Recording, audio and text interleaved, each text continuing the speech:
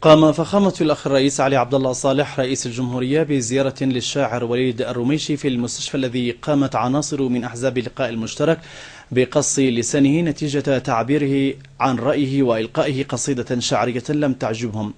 العمل الذي مثل جريمة نكراء بشعة بحق واحد من المبدعين لا لشيء، إلا أنه عبر عن رأيه في قصيدة مبدعة عن الأوضاع في بلادنا وعن هموم شعبه، الأمر الذي أثار استنكار وإدانة جماهير شعبنا في مختلف محافظات اليمن وكذا المنظمات الإبداعية في بلادنا.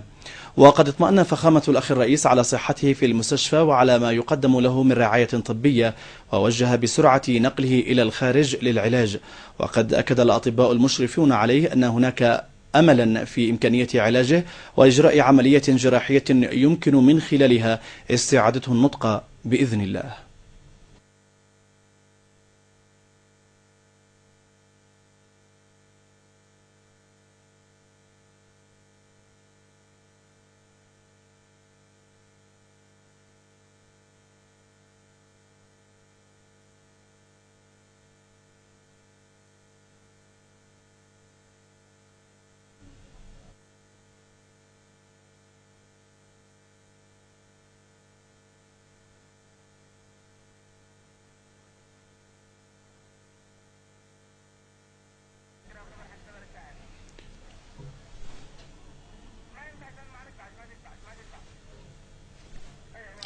هذا وسيتوجه الشاعر وليد الرميشي يوم غد الأحد إلى العاصمة الأردنية عمان لتلقي العلاج تنفيذا لتوجيهات فخامة الأخ الرئيس علي عبد الله صالح رئيس الجمهورية بعد الاعتداء الإجرامي البشع الذي تعرض له من قبل عناصر تابعة لأحزاب اللقاء المشترك قامت ببتر لسانه. وكانت وزارة الصحة العامة والسكان قد أجرت الترتيبات اللازمة لإجراء عملية زرع لسان للشاعر الرميشي في الأردن.